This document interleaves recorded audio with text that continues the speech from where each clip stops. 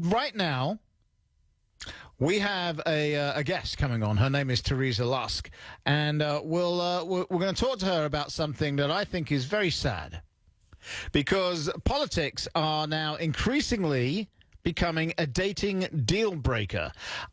I know couples whose biggest decision on election day is whether to go to the polls and cancel out each other's vote, or to go to lunch.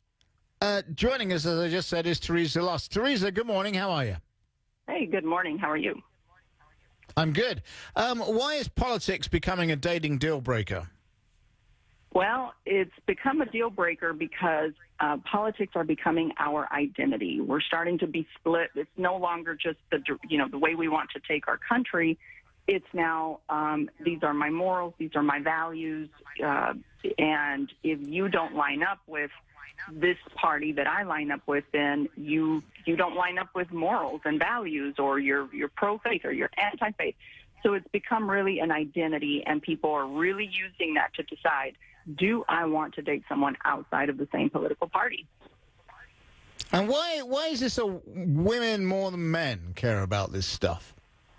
I believe that it has to do with the family and how women think. We're not just thinking about that moment, or can we just get past this and categorize it somewhere, and I'll think about it only if it pops up.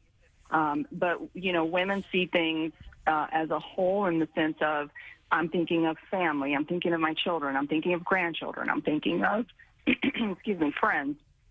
And so if I invite someone who's of the opposing political party today, and I believe you are completely against the morals and values that I carry, or vice versa, well, they start thinking about the influence that this person is going to have in their overall life.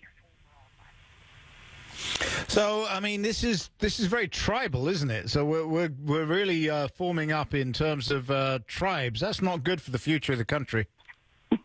No, it's not. But, unfortunately, this is the direction that we're going in. And to be honest, I think social media has a lot to do with it. I will say, we pretend like social media is a thing all by itself, but actually there are people behind social media typing in their messages, typing in what they want you to see.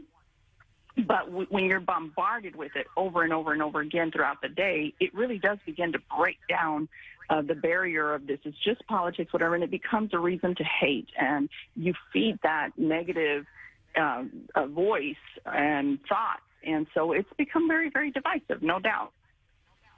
I say this all the time on my regular afternoon show. If you've got politics at the center of your life, you're doing life wrong.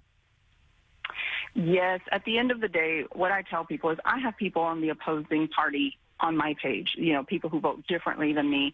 But at the end of the day, they're still people. I still love them. I disagree with them in a major way, but I still love them. Those are human beings. Those are friends.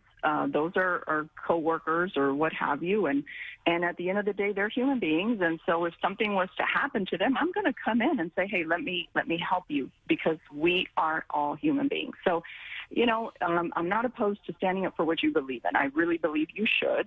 But how you handle a thing, how you allow hate, anger, bitterness, what have you, come out of you, there's where the check is at.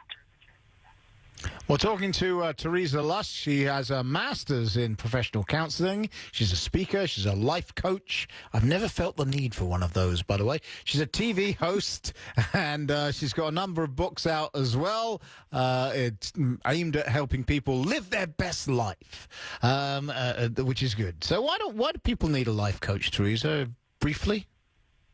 Well, if they're really trying to figure out how they can conquer some of those goals, some of those dreams that they have in life. Sometimes they just don't even know what those goals and dreams are. A life coach will really help you hone in onto some of the things that you're gifted in, reasons to pursue certain things, and to help you kick out the things that are not true, that kind of hinder you to move forward, the self-sabotaging stuff. So that's what I do. I help people find a reason to keep going. Well, I don't mean to decry what you're doing, but back in the day, we used to call that talking to friends. Anyway, yeah. We stopped doing that as well. Maybe we do need life coaches these days. Teresa, thank you very much. I appreciate you. Have yourself a great rest of the day.